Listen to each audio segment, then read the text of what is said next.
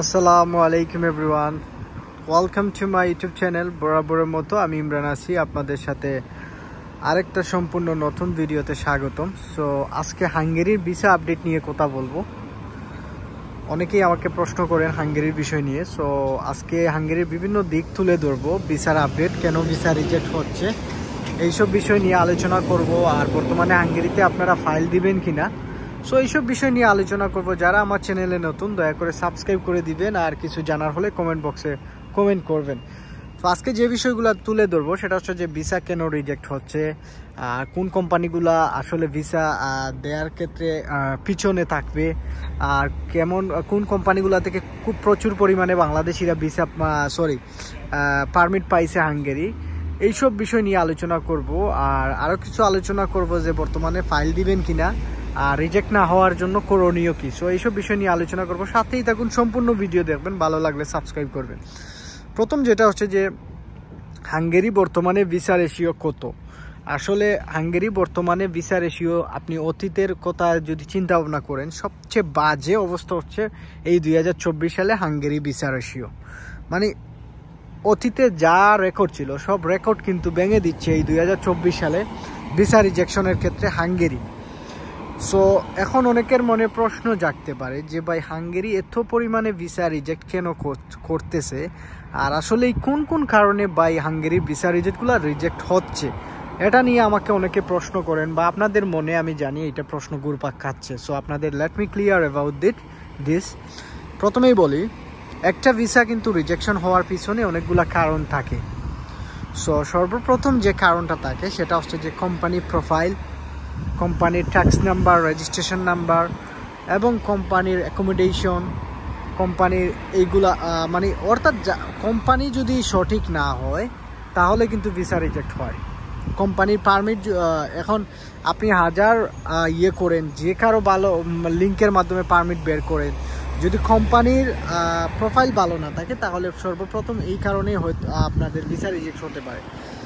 তারপর শুধু যে কোম্পানির এভরিথিং ঠিক আছে, অ্যাকোমোডেশন ঠিক নাই, তাহলে কিন্তু হবে না। অ্যাকোমোডেশন যদি ঠিক না থাকে তাহলে আসলে আপনার কোম্পানি মানে এই কোম্পানি থেকে আপনি ভিসা পাবেন না। কারণ একটা ভিসা দেওয়ার ক্ষেত্রে অনেক ধরনের জাস্টিফাই করা হয়, যাচাই বাছাই করা হয় একটা কোম্পানিকে, ওই কোম্পানি আসলেই কি লোক লাগবে কিনা, বা ওরা সত্যি লোক নিচ্ছে কিনা, ওরা হাঙ্গেরিতে ভালো অবস্থানে আছে কিনা, ট্যাক্স পে করতেছে কিনা, গভর্নমেন্টের সব কিছু রুলস রেগুলেশন মেনে চলতেছে কিনা, আদৌ কি তাদের বিদেশি শ্রমিক প্রয়োজন কিনা, তারা লেবার মার্কেট টেস্টিং পাস করছে কিনা। সো এইসব বিষয়ে যদি এভরিথিং ওকে থাকে তাহলে আপনি যে কোম্পানি থেকে পারমিট পাইবেন ওই কোম্পানি থেকে আপনি আশা করেন যে আপনি আসলেই ভিসা পেতে পারেন। সো এখন আসেন যে আরেকটা জিনিস, যে ভাই কোম্পানির ওয়ার্ক পারমিট কারণ ছাড়া বা কোম্পানির প্রোফাইল ছাড়া আর কি কারণে রিজেক্ট হওয়ার চান্স থাকতে পারে। আর প্রথমত যেটা সেনজেন কান্ট্রিগুলোর জন্য থাকে সেটা হচ্ছে যে ভিসা ইন্টারভিউ অনেকেই কিন্তু খারাপ করে। সো ভিসা ইন্টারভিউয়ের কারণে অনেকেই ভুল ইনফরমেশন প্রোভাইড করে, আর যেসব কারণে প্রোভাইড করার কারণে অনেকের ভিসা কিন্তু রিজেক্ট হয়। সো আরেকটা জিনিস অনেকে প্রশ্ন করতে পারেন যে ভাই, হাঙ্গেরিতে কি ভিসা ইন্টারভিউ খুব হার্ড হয় বা ইংরেজিতে দিতে হয় কিনা। সো আসলে হাঙ্গেরিতে ভিসা ইন্টারভিউ ইংরেজিতে দিতে হয় না, আপনাকে বাংলাতেই কিছু প্রশ্ন করবে কনসুলেট টিম হাঙ্গেরির। সো ওখান থেকে আপনাকে জাস্ট কমন কিছু কোয়েকশন করবে, আপনার নাম, আপনার কেন যাবেন, কি করতেছেন বাংলাদেশে, এখন হাঙ্গেরি কেন যাচ্ছেন, কি ভিসাতে যাচ্ছেন, কাজের স্যালারি কত, আপনার কোম্পানি কোথায় অবস্থিত, এইগুলার বিষয় সম্পর্কে আপনাকে আস্ক করবে, just common simple question. So এইগুলা একেবারেই ইজি। হাঙ্গেরি ভিসা ইন্টারভিউর ক্ষেত্রে ভিসা রিজেক্ট হয় না। তারপর আরও কিছু কারণ থাকে, সেটা হচ্ছে আরও যে কারণগুলোর মধ্যে অন্যতম যে কারণ সেটা হচ্ছে যে ব্যাঙ্ক স্টেটমেন্ট। আপনারা সবাই জানেন হাঙ্গেরিতে 6 মান্থের একটা bank statement validity bank statement আপনাকে শো আপ করতে হবে। এখন এই ব্যাঙ্ক স্টেটমেন্ট যদি আপনার সঠিক না হয়, এবং এই ব্যাঙ্ক স্টেটমেন্টে যদি আপনার নাম ভুল থাকে, আপনার ট্রানজ্যাকশন যদি ঠিকঠাক না থাকে, ডেটে সমস্যা হয়, তাহলে আপনার ভিসা রিজেকশন হতে পারে। কারণ একটা ব্যাঙ্ক স্টেটমেন্ট কিন্তু অনেক কিছু নির্ভর করে একটা ভিসা পাওয়ার ক্ষেত্রে। So let's clear about this. একটা ব্যাঙ্ক স্টেটমেন্ট এর মানে হচ্ছে গিয়ে আপনি ওই দেশে গিয়ে আপনি যে ওই দেশে গিয়ে সারভাইভ করবেন, ওই সারভাইভ করার জন্য আপনার পর্যাপ্ত পরিমাণ আপনার ব্যাঙ্ক ব্যালেন্স, অর্থাৎ আপনার কাছে টাকা আছে ওইটা শো আপ আপনাকে এমবেসিতে করতে হবে। সো আশা করি বুঝতে পারছেন। সো যাদের ব্যাংক স্টেটমেন্টের সমস্যা আছে, যাদের ব্যাংক অ্যাকাউন্ট নাই, এটা নিয়ে মানে এটা আপনারা ক্লিয়ার করেই আপনারা এমবেসিতে ফাইল জমা করবেন। তারপর আরেকটা এডুকেশন সার্টিফিকেটের কারণে অনেকেরই ভিসা রিজেক্ট হতে পারে হাঙ্গেরির জন্য। কারণ আপনারা সবাই জানেন হাঙ্গেরিতে কিন্তু এডুকেশন সার্টিফিকেট ম্যান্ডেটরি হিসাবে আপনাকে এমবেসিতে সাবমিট করতে হবে যে আপনি এডুকেটেড আছেন, আপনি সার্টিফিকেট একজন শিক্ষাগত যোগ্যতা আছে। সো এখন যদি আপনি স্কিল ওয়ার্কার হন তাহলে আপনাকে কাজেরও সার্টিফিকেট আপনাকে শো আপ করতে হবে অনেক সময়। সো আশা করি বুঝতে পারছেন এইসব কারণেই কিন্তু ভিসা রিজেক্ট হয়। তবে বর্তমান সময়ে ফেক পারমিটের কারণে অনেকের ভিসা রিজেক্ট হচ্ছে, অনেকের কোম্পানির পারমিটের প্রোফাইল ভালো না, ওইসব কারণেই কিন্তু ভিসা রিজেক্ট হচ্ছে। এখন ফেক পারমিট কি আপনারা সবাই জানেন। বাংলাদেশ থেকে যারা ওয়ার্ক পারমিট পাইছে ম্যাক্সিমামই বেশিরভাগই অনেক কোম্পানির পারমিট পাইছে, কিন্তু এই কোম্পানিগুলো আসলে আদৌ পারমিট পাইছে কিন্তু কোম্পানিগুলো আসলে অনলাইনে দেখাচ্ছে, কিন্তু আসলে বাস্তবেতে ওই কোম্পানিগুলা ওইখানে নাই, হাঙ্গেরিতে নাই। এই একটা সমস্যার কারণে অনেকেই কিন্তু ভিসা টিসা অনেকেরই রিজেক্ট হচ্ছে বা হচ্ছে। সো আশা করি এই বিষয়টা আপনারা বুঝতে পারছেন যে আসলে বর্তমান সময়ে কেন এত পরিমাণে ভিসা রিজেক্ট হচ্ছে বাংলাদেশিদের। তারপর আরেকটা যে জিনিসটা ক্লিয়ার করার কথা ছিল, বাংলাদেশ থেকে প্রচুর পরিমাণে ওয়ার্ক পারমিট আসছে হাতে গোনা কয়েকটা কোম্পানি থেকে। প্রথম যেইটা কোম্পানি সেটা হচ্ছে যে বিল্ডিং কনস্ট্রাকশন কোম্পানি। এই কোম্পানি থেকে প্রচুর পরিমাণে ওয়ার্ক পারমিট আসছে বাংলাদেশি এজেন্টের হাতে। তারপর আরেকটা হচ্ছে পয়জন ডাইরেকশন কেএফটি কোম্পানি। এই কোম্পানিতে এত পরিমাণ ওয়ার্ক পারমিট আসছে, একটা এজেন্সির 30টা ওয়ার্ক পারমিট চলে আসছে এই কোম্পানি থেকে। এখন চিন্তা করতেছেন একটা এজেন্সির যদি 30টা পারমিট চলে আসে এই একই কোম্পানি থেকে, বাংলাদেশে কত হাজার এজেন্সি আছে এবং কত হাজার পারমিট আসছে এই একই কোম্পানি থেকে।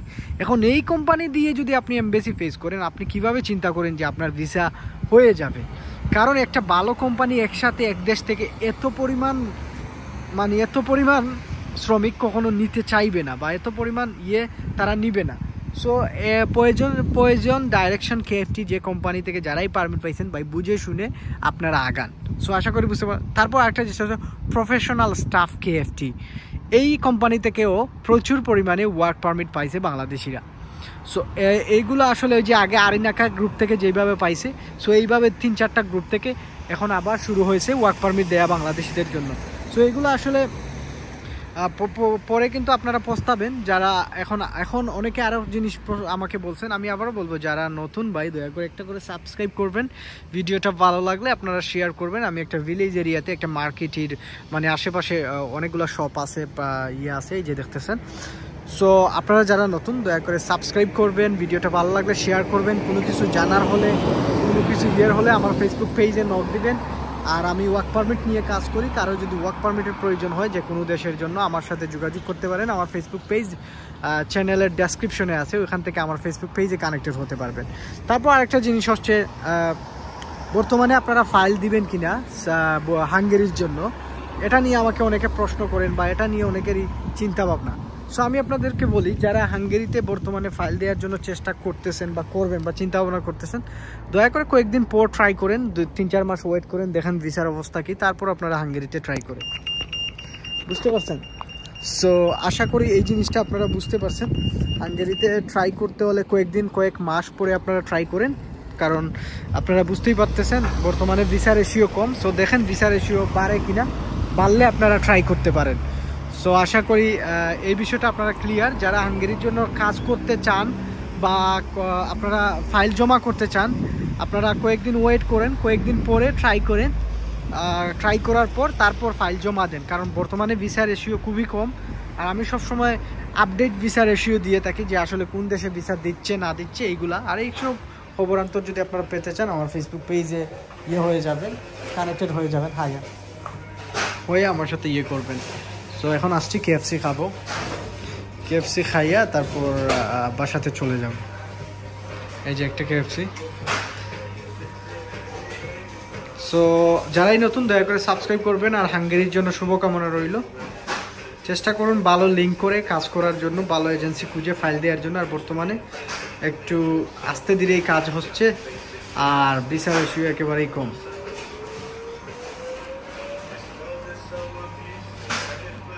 সো সবাই ভালো থাকবেন, সুস্থ থাকবেন, আল্লাহ হাফেজ।